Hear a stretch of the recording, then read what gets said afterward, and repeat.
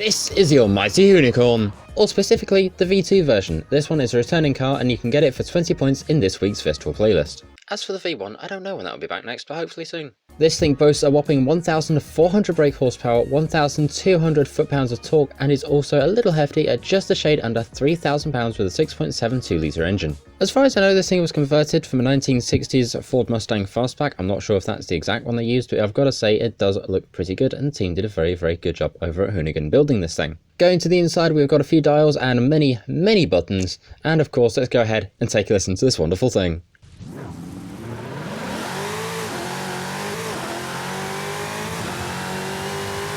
This thing is most notable, especially when it comes over to a little thing called Climbkhana. But now let's go ahead and take a look at the upgrades that we've got for this thing. Starting off with conversion, and what can we do? We can go ahead and make this thing rear wheel drive, but honestly I think doing that's probably a very bad idea. Mostly because a lot of the Hoonigan fans would be very mad at me.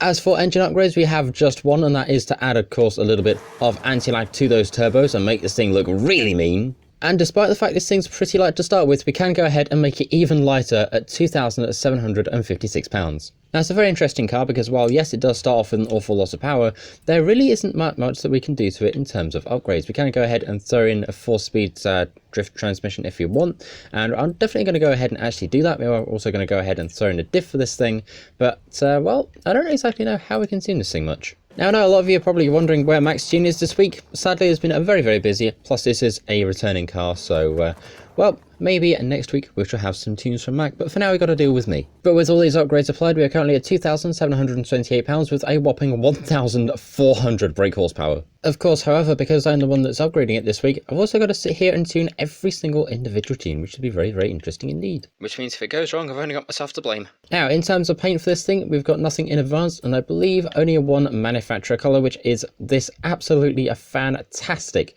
livery that the Hoonicorn V2 has had for ages, although I believe now it's different. Because as far as I know, this thing now has a brand new livery on it, and by that I'm talking about the official Hoonicorn, and I believe Ken's daughter Leah actually drove this for a bunch of video series as well, although it's currently unclear as to who owns this car at the moment. If you happen to know, please let me know. And away we go, we've got a stupid amount of power, 4 gears, and we're up against a whole bunch of other various assorted drift cars. We're on full slick tyres. Let's go ahead and see if we can make the Block family proud and get this thing to a first place. And in case you're wondering, this thing cost a whopping $1.5 million US to build.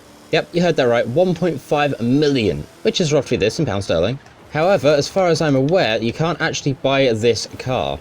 Instead, you can buy yourself a little bit of a, I guess, RC model of this thing, which has all the technical gubbins included, which can cost anywhere from £270 all the way up to £400, which is honestly stupidly expensive. Like, I get it, it's got all the proper, you know, livery, licensing and all that, but it's so pricey.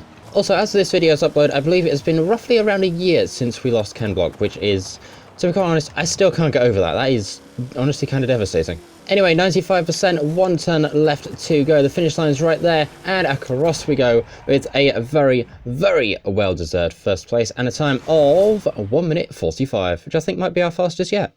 And now it's time for us to go ahead and take a look at the backstage vote for this week. So let's go ahead and see what we've got. We've got the Hot Wheels Trans Am and the Razor Tachyon Speed versus the #1 Mitsubishi Evolution Time Attack and the Lykan Hypersport. Very interesting indeed. I've got to say, I think, I don't know where my vote's going to go this week. As much as the Razor Tachyon Speed is a horribly broken car, you know what? I think that's where my vote's going this week. But I've got to say, certainly a tough one. Do you agree? Let me know in the comments. And now it's time to go ahead and get a little bit crazy, because we're going to go ahead and throw on some drag tyres onto this thing, and we're also going to go ahead and I believe change up the suspension as well. Let's go ahead and do that, make this thing a little bit off-road. Also, by the way, I just want to point out, Forza did a pretty good job indeed with all the little details and stuff for the engine. That looks cool. But no, now it is time to go ahead and make this thing a bit of a drag build. So, well, the stats are pretty much the same as we had before. All I've done is changed maybe 2 things. It's a little lighter, and let's go ahead and tune this thing. Right, let's go ahead and see if I can get these gears to work, and hopefully I shouldn't be here for too long, because if I am, it means something's gone horribly wrong and I'm trying to tune it back again. And in case you're wondering, the aero on this thing is tunable, and we're going to go and throw it all the way down to speed.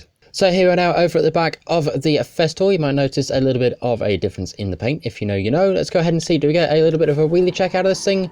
Not really. Okay, that's surprising. Now, from what I remember, back in Horizon 4, this thing used to be a pretty decent drag build. So now let's go ahead, make sure launch control is on, and away we go. Let's try and see if it lives up to the hype that it had back in the previous game. Let's go ahead and see what we've got. We are currently soaring through 180, 190 at 200, and through the camera at 210, and off the end of the runway at a whopping 235 miles an hour. That is mental. And what's even crazier is this thing had brakes. So after a little bit of chaos there, let's go ahead, throw this thing back to the upgrade shop. We're going to go ahead and change it from the drag tyres all the way back to what it had stock. These cool little Toyo tyres right here.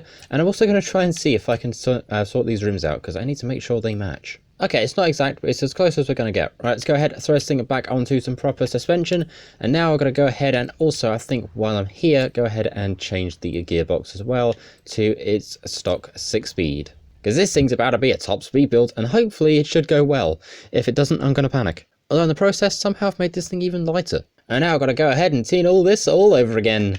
I'm going to be here a while. In the meantime, here is this week's Forzathon shop. We've got ourselves the Bugatti Divo, a Horizon Backstage Pass, the Star 27 jumper, the RJ Anderson truck with a really long name. We also have the Chicken Dance emote, the Horizon Super Wheelspin, and the regular Horizon Wheelspin as well. And now, out to the motorway. And now it's time to see how close we get to the motorway grade. It's a game we play every single car showcase. Let's go ahead and see, have we gotten close today? We are... Where are we?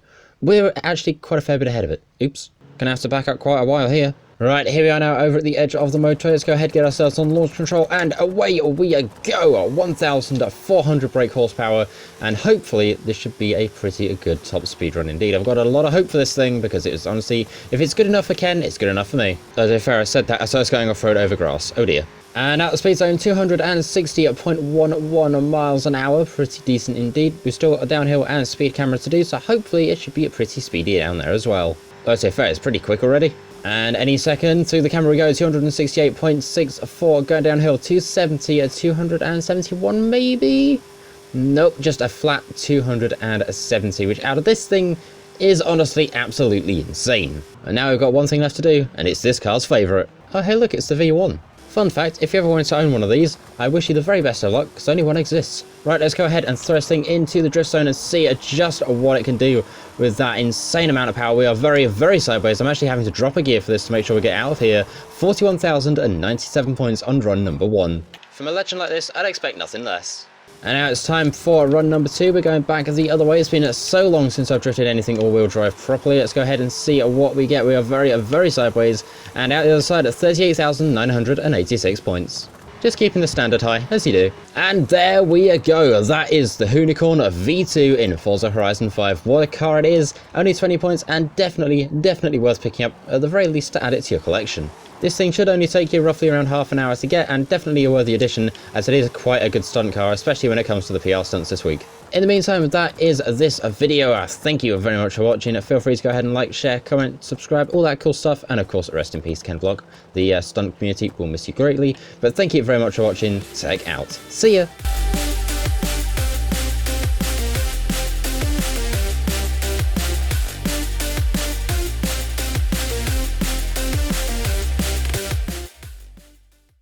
Right, time for sideways.